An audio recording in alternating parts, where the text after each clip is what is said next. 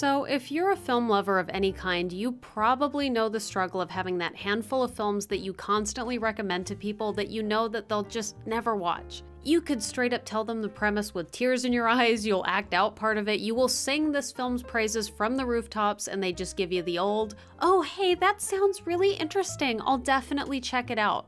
But they never check it out. So basically, your friendships deteriorate, and you start a YouTube channel instead. But an important thing to remember when recommending a film to someone is timing. Is this person in the mood for this? Are they at a place in their life where they can enjoy this? And so on. So as we all know, the Dune 2020 photos finally dropped the other day, and amidst this wave of excitement, I think I can finally at least get some of you to watch one of my favorite documentaries of all time, Jodorowsky's Dune.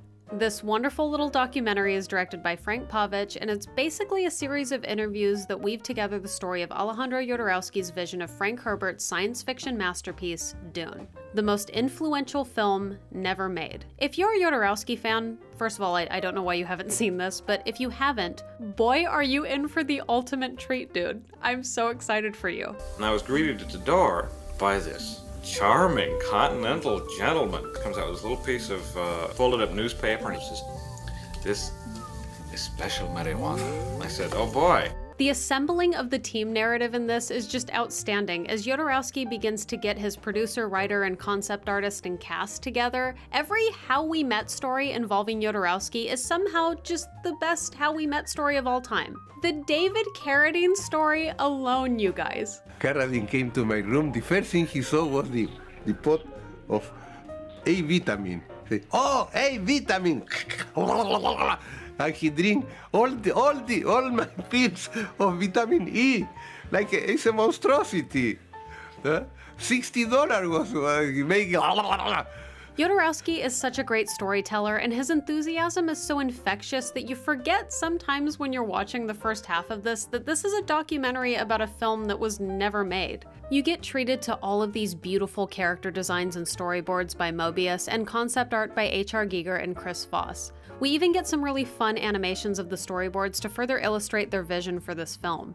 I mean, they really had the dream team assembled for this, or as Jodorowsky called them, his spiritual warriors, because on a scale of 1 to amazing, he's just the best, you guys. Shh. Silencio.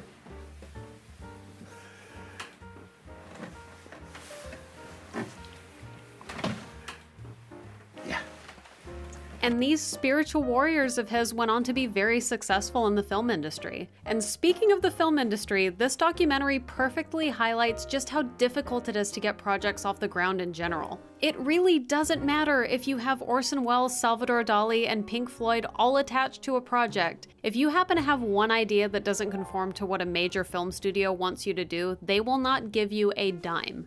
I love Jodorowsky, and I love Dune, so this documentary feels like it's just made for me. It's like a heated, weighted, wonderful blanket. But even if you're not familiar with any of this stuff, I think you can still very much enjoy this documentary. Because without this Dune film that never happened, you don't have your Star Wars or your Alien or your Blade Runner or any modern sci-fi as we know it. Just watch it. It's time to tell Daddy thank you, okay? And while you're at it, if you enjoy this documentary, go ahead and watch My Life, directed by Nicholas Winding Refn. It's another film documentary about the making of Only God Forgives, and it's made by Refn's wife, Liv Korvikson. I bring this up because not only is it a great documentary about what a pain in the ass it is to make a film, but Jodorowsky makes a brief appearance. He gives Liv a tarot card reading, and it may very well be the funniest thing I have ever seen in my entire life. To be free and destroying what you constructed. So I have to divorce Nicholas to be free? Yeah. Yes.